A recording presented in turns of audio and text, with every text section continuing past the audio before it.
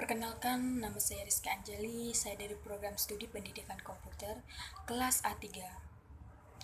Baiklah, di sini saya akan menjelaskan apa sih itu korupsi.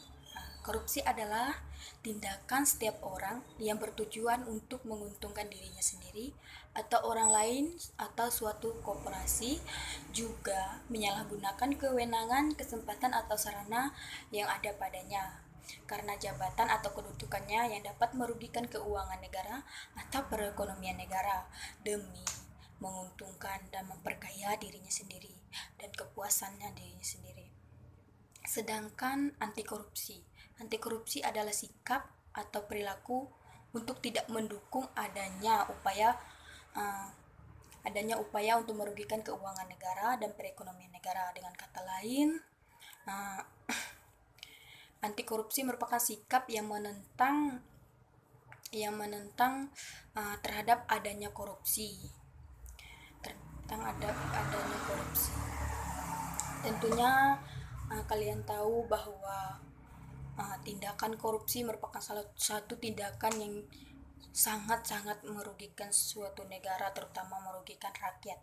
Tindakan korupsi adalah tindakan pidana yang sangat menyengsarakan rakyat karena penyalahgunaan dana milik negara tersebut.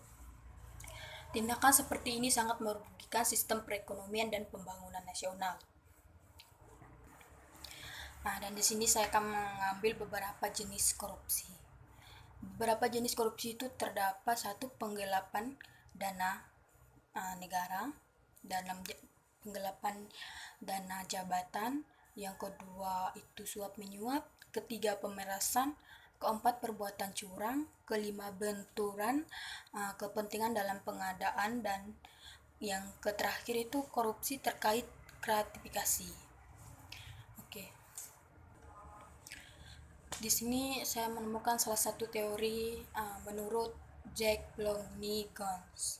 Teorinya itu menyebutkan bahwa faktor penyebab adanya suatu korupsi adalah dari sifat keserakahan, kesempatan, kebutuhan, dan pengungkapan keserakahan berpotensi dimiliki setiap orang dan berkaitan dengan individu pelaku korupsi.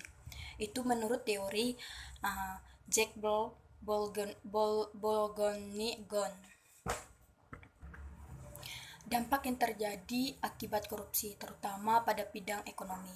Korupsi dapat mengakibatkan melambatnya pertumbuhan ekonomi suatu negara, menurunnya investasi, meningkatnya kemiskinan, serta meningkatnya ketimpangan pendapatan.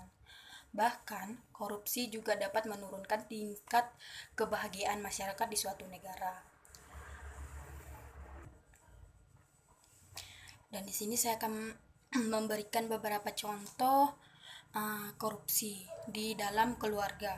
Korupsi yang terjadi di dalam keluarga itu seperti berkata bohong dengan cara mengambil sebagian uang kembalian belanja yang diamankan oleh ibu, terus meminta uang kepada orang tua untuk membeli buku pelajaran melebihi dari harga buku sebenarnya. Itu tindakan korupsi yang terjadi, yang salah satu contoh dari tindakan korupsi di dalam keluarga. Dan di sini saya juga akan memberikan contoh tindakan korupsi di lingkungan sekolah. Contoh tindakan korupsi di lingkungan sekolah itu ada beberapa hal. Yang pertama, berangkat sekolah dengan sengaja terlambat. Yang kedua, menitip absen kepada temannya. Yang ketiga, penggelapan dana kelas. Dan yang keempat, guru yang menikmati gaji buta tanpa melakukan kewajibannya. Dan yang terakhir, membayar harga makanan kantin tidak sesuai dengan jumlah makanan yang diambil. Selain itu juga saya akan memberikan contoh tindakan korupsi di lingkungan masyarakat, bangsa, dan negara. Dan contohnya itu yaitu satu, tidak mengikuti kegiatan skamling yang telah ditentukan oleh masyarakat. Yang kedua, menyalahgunakan kekuasaan yang diemban untuk memperkaya diri sendiri. Dan yang ketiga, melakukan money politik. Yang keempat, melakukan penyuapan atau penyogokkan terhadap polisi. Yang terakhir, datang kerja tidak tepat waktu.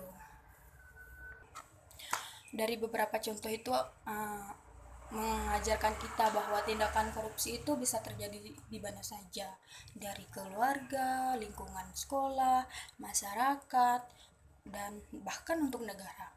Hal ini berdampak besar bagi kita, berdampak buruk bagi suatu negara, bahkan untuk diri kita sendiri.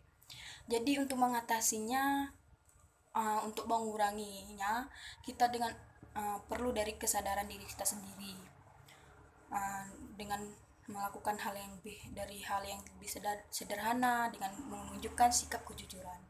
Kejujuranlah yang dapat menyelesaikan semua itu. Maka dari itu, kita mulai dari sekarang kita memperbaiki diri, mempelajari bahwa banyak kasus korupsi yang terjadi di Indonesia, terutama di lingkungan kita sendiri. Maka dari itu, sikap kejujuran harus kita terapkan mulai dari sejak dini. Baiklah, sekian materi yang saya sampaikan. Terima kasih.